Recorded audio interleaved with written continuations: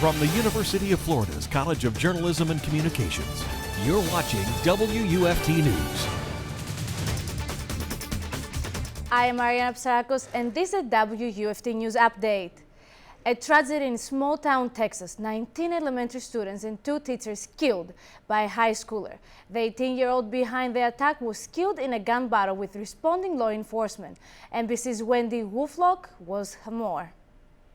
We are getting new information about what transpired on this small elementary school campus in South Texas. According to the Texas Department of Public Safety, 18-year-old Salvador Ramos barricaded himself into a 4th grade classroom here and started shooting anyone in his way. Law enforcement officers went around breaking windows so students and teachers could escape. Border Patrol agents were able to shoot and kill the suspect, who lived with his grandparents fairly close to Robb Elementary. Investigators are still trying to sort out details of why the suspect first shot his grandmother before making his way to the school. She survived, but is in critical condition at a hospital in San Antonio. Investigators believe she is a key witness as to what is behind this unspeakable horror. DPS says the shooter has no criminal history or gang affiliation, but they are combing social media to see if there are any red flags. There is a sliver of positive news to report.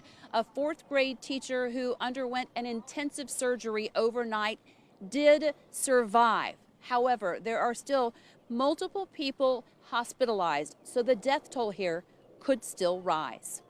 That's the latest in Uvalde, Texas. I'm Wendy Wolfolk, NBC News.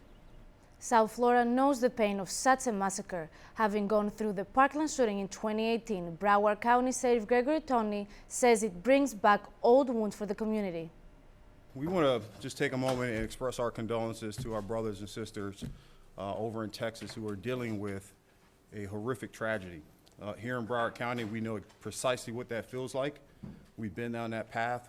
We've been dealing with that journey for several years now. And for every single time that one of these school shootings or active shooter events occur anywhere in the United States, it jogs up the memories of our own tragedy. And it creates a level of fear and uncertainty in our communities. In Broward, Nicholas Cruz pled guilty, but the penalty phase of his trial is needed to choose between life in prison or the death penalty. Because the jury selection is going slowly, the case might not end for several months. Dallas, Texas hosted an NBA playoff game last night, and the school shooting was top of mind afterward for coaches and players. Golden State Warriors coach Steve Kerr was very emotional in his post-game remarks. He said he's fed up that America can't find answers to gun violence. People killed in a supermarket in Buffalo. We've had Asian churchgoers killed in Southern California, and now we have children murdered at school. When are we going to do something? I'm tired. I'm so tired of getting up here and offering condolences to the devastated families that are out there. I'm so tired of the, I'm sorry. I'm tired of the moments of silence. Enough. Kerr specifically called for the U.S. Senate to pass tighter gun laws. In Washington, President Biden is renewing calls for stricter gun control laws, but on Capitol Hill, there's a little agreement about what and if anything can be done. NBC's Chris Pallone reports. After yet another school massacre in America, President Biden is asking the question that's on so many other people's minds. Why? Why are we willing to live with this carnage? Why do we keep letting this happen? The president in the role of consoler-in-chief for the second time in a week. These kinds of mass shootings never happen with the kind of frequency they happen in America. Why? What are we doing? Why are we here? What are we doing? Shortly after the news broke, Connecticut Democratic Senator Chris Murphy passionately urged his colleagues to act. I'm here on this floor to beg, to literally get down on my hands and knees and beg my colleagues. Find a path forward here.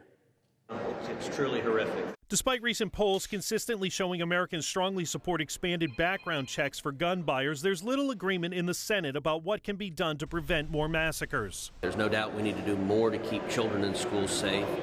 We know from past experience that the most effective tool for keeping kids safe is armed law enforcement on the campus. A Texas Department of Public Safety lieutenant said a school resource officer and 2 local police officers were unable to stop the body armor-clad shooter Tuesday and had to wait for a tactical team to arrive.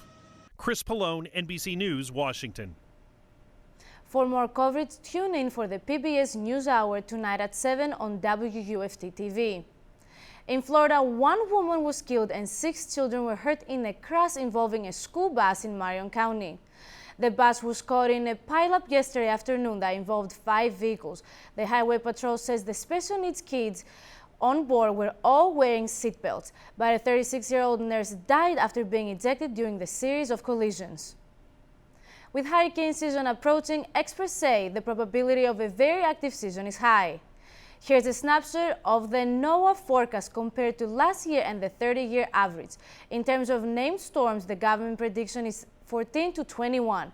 Reading down the left column, maybe 6 to 10 will become hurricanes and 3 to 6 may reach category 3 or higher.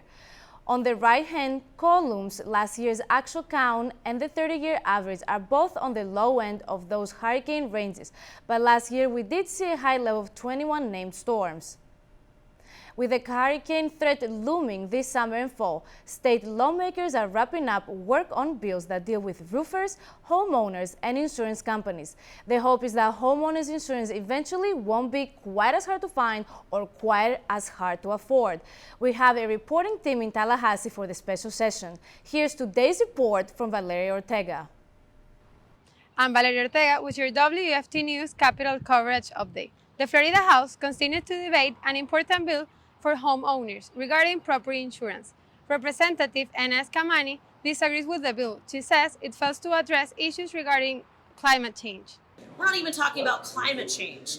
And yet insurance companies with their shareholders talk about climate change as being a reason why reinsurance insurance rates are so high. The first part of the session was filled with questions and answers from lawmakers. Kamani brought up the topic of climate change and its impact on the bill. Representative and Chair of the Appropriation Committee, Jade Thurmble, responded. The bill does not calculate any risks. That's where we stand at this moment. So now let's review what's taking place up until that point in this special session. If approved, the Reinsurance to Assist Policyholders bill will take effect in about 18 months. It is expected to generate a full reduction in rates. The session is still ongoing, and we will continue to update you about it. Valeria Ortega reporting from the Capitol with WFT News.